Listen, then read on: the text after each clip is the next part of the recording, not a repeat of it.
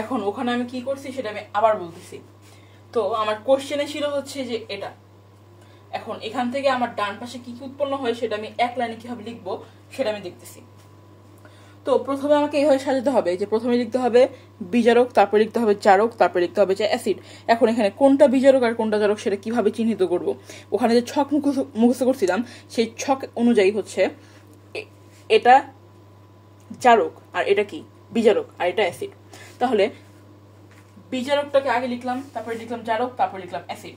Simple, এ পর্যন্ত কোনো ঝামেলা নেই। তো এটা সহজ একটা জিনিস।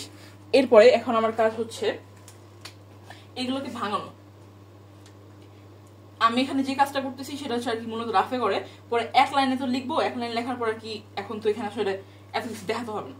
তো আগে আমি বুঝাই নিতেছি, তারপরে কিভাবে লিখবো সেটা আমি বলতেছি। তো এখন এখানে ভাঙানোর পরে হচ্ছে এটা Fe2+, এটা SO4 2-, এটা K+, এটা MnO4-, এটা H+, এটা SO4 2-। হ্যাঁ, এখন আমার পরের কাজ হচ্ছে এই বিজারক আর প্রকৃতপক্ষে বিজারক বের করা এবং প্রকৃতপক্ষে জারক বের করা। তো এটা কি বিজারক না? এটা বিজারক, এটা জারক, আর এটা হচ্ছে অ্যাসিড।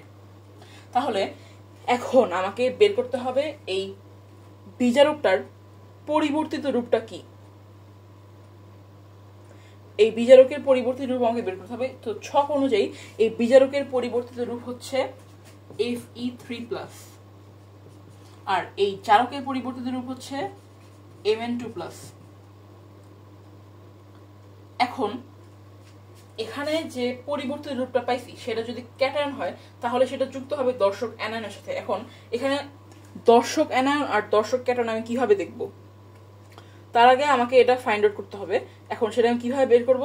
তো আগে আমাকে চিহ্নিত করতে হবে প্রকৃতপক্ষে জারক, প্রকৃতপক্ষে বিজারক আর H+ কে। এখন H+ তো এটা আমি দেখতেই পারতেছি, কিন্তু এখানে কে প্রকৃতপক্ষে বিজারক আর এখানে কে প্রকৃতপক্ষে জারক এটা আমি কিভাবে জানবো? সেটা ওই ছক অনুযায়ী ছক মুখস্থ করলে দেখতে পারবো। তো এখানে প্রকৃতপক্ষে বিজারক হচ্ছে Fe2+, আর এখানে প্রকৃতপক্ষে জারক হচ্ছে এই যে এটা। তো প্রকৃতপক্ষে বিজারক, প্রকৃতপক্ষে জারক আর H+, এই তিনটা বাদে যারা থাকবে তারাই হচ্ছে দর্শক আয়ন। এখন দর্শক আয়নের মধ্যে কে দর্শক আয়ন আর কে দর্শক ক্যাটায়ন সেটা বোঝা যাচ্ছে। এটা দর্শক ক্যাটায়ন আর এটা হচ্ছে দর্শক অ্যানন। এখন এই বিজারকের পরিবর্তিত অবস্থা যদি ক্যাটায়ন হয় তাহলে সেটা যুক্ত হবে দর্শক অ্যাননের সাথে। তাহলে দর্শক অ্যাননের সাথে আমি যুক্ত করে নিই, এটা উৎপন্ন হবে যেরকম Fe2SO4 এটা উৎপন্ন হবে। আর এটা সেম কাজ এখানে করতে হবে। তো এটা যেহেতু এই জারকের পরিবর্তিত রূপ যেহেতু ক্যাটায়ন, সেহেতু হচ্ছে এই ক্যাটায়নটা যুক্ত হবে দর্শক অ্যাননের সাথে। দর্শক অ্যানন হচ্ছে এটা SO4 2-, তাহলে এটা যুক্ত করলে হয় হচ্ছে MnSO4। এখন এটা কিভাবে আসলো? এই যে এখানে হচ্ছে এই যোজনীগুলো মানে এখানে যেগুলো ছিল উপরে সেগুলো হচ্ছে আর কি আদান প্রদান হচ্ছে। তাহলে এখানে 2টা নিচে গেছে আর এই 3টা এখানে আসছে এই, আর এখানে তো কাটাকাটি চলে যায় এরকম। আর এখন এটার সাথে আরেকটা যুক্ত করতে হবে, মানে যে আমার ডান পাশে কি কি উৎপন্ন হয় সেটা হচ্ছে যে Fe2SO4 প্লাস MnSO4 প্লাস এর সাথে একটা পানি যুক্ত করতে হবে।